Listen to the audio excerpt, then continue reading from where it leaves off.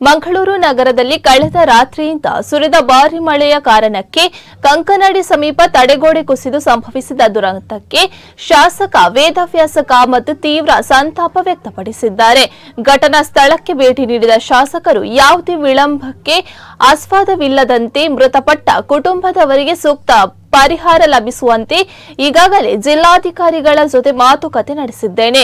ಆಸ್ಪತ್ರೆಗೆ ಭೇಟಿ ನೀಡಿ ಗಾಯಾಳುಗಳ ಆರೋಗ್ಯ ವಿಚಾರಿಸಿದ್ದು ಶೀಘ್ರ ಗುಣಮುಖವಾಗಲಿ ಎಂದು ಪ್ರಾರ್ಥಿಸುತ್ತೇನೆ. ಅವರ ಸಂಪೂರ್ಣ ಚಿಕಿತ್ಸೆಯ ವೆಚ್ಚವನ್ನು ರಾಜ್ಯ ಸರ್ಕಾರವೇ ನೋಡಿಕೊಳ್ಳಬೇಕು.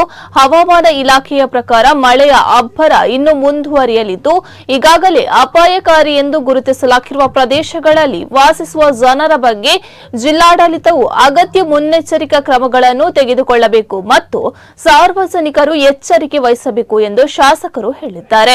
ಮಂಗಳೂರಿನಲ್ಲಿ ಬಹಳ ದುಃಖಕರವಾದಂತಹ ಒಂದು ಘಟನೆ ಸಂಭವಿಸಿದೆ. ಬೆಳಿಗ್ಗೆ ಮುಂಜಾನೆ ಸರಿಸುಮಾರು 4-4:15 ಗಂಟೆಯ ಹೊತ್ತಿಗೆ ಬಹಳ ಭೀಕರವಾದಂತಹ ಮಳೆ ಬರ್ತಾ ಇರುವಂತಹ ಸಂದರ್ಭದಲ್ಲಿ ಮಂಗಳೂರಿನ ಪಂಪೆಲ್ನಿಂದ ಗರುಡಿ ಕ್ಷೇತ್ರದ ಹೋಗುವಂತ ಮುಖ್ಯ ರಸ್ತೆಯಲ್ಲಿ ಒಂದು ಕಂಪೌಂಡ್ ಕುಸಿದು ಹಳೆಯದಾದಂತಹ ಮಣ್ಣಿನ ಮನೆಯ ಗೋಡೆ ಇರುವಂಥ ಮನೆಗಳಿಗೆ ಕುಸಿದು ಬಿದ್ದು ಈಗಾಗಲೇ ಬಂದಂಥ ಪೊಲೀಸ್ ವರದಿ ಮತ್ತು ಇನ್ನಿತರ ಜನರ ಅಧಿಕಾರಿಗಳಂತ ತಿಳ್ಕೊಂಡ ಹಾಗೆ 3 ಜನರ ಜೀವಕ್ಕೆ ಅಪಾಯ ಹಾಗೆ ಜೀವ ಹಾನಿಯಾಗಿದೆ ಅಂತೇಳುವಂಥದ್ದನ್ನು ತಿಳ್ಕೊಂಡು ಬಂದಿದೆ.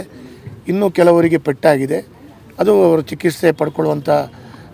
ಚಿಕಿತ್ಸೆ ಮಾಡುವಂಥ ರೀತಿಯ ಎಲ್ಲ ಕೆಲಸ ಕಾರ್ಯಗಳಾಗ್ತಾ ಇದೆ.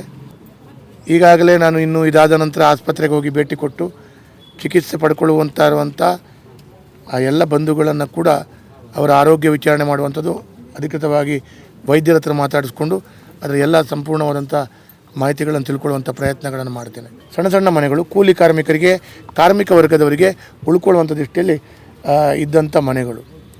ಹಾಗಾಗಿ ಅದರ ಹಿಂದುಗಡೆ ಒಂದು ದೊಡ್ಡದಾದ ಒಂದು ಕಪ್ಪು ಕಲ್ಲಿನಲ್ಲಿ ಕಟ್ಟಿದಂಥ ಒಂದು ರಿಟೈನಿಂಗ್ ವಾಲ್ ಥರ ವಾಲ್ ಇತ್ತು. ಆ ವಾಲ್ ಕಲ್ಲಿನ ವಾಲು, ಕೆಂಪು ಕಲ್ಲಿಂದು ಮತ್ತು ಕಪ್ಪು ಕಲ್ಲಿಂದು. ಅದು ವಾಲ್ ಸಡನ್ನಾಗಿ ಬಿದ್ದಾಗ ಮಲ್ಕೊಂಡಿದ್ದವರ ಮೈ ಮೇಲೆ ಬಿದ್ದು ಅವರಿಗೆ ಬಹಳ ವಿಪರೀತವಾದಂಥ ಗಾಯಗಳು ಮತ್ತು ಅದರಲ್ಲಿ ಕೂಡ 2 ಸಣ್ಣ ಮಕ್ಕಳು, ಶಾಲೆಗೆ ಹೋಗುವ ಮಕ್ಕಳು, ಹಾಗೆ 2 ಮಕ್ಕಳು ಅಸುನೀಗಿದ್ದಾರೆ ಮತ್ತು ಒಂದು ಮಹಿಳೆ ಅಸುನೀಗಿದ್ದಾರೆ ಅಂತ ಹೇಳುವಂಥದ್ದು ಇವತ್ತು ಸಿಕ್ಕಿದಂಥ ಮಾಹಿತಿ.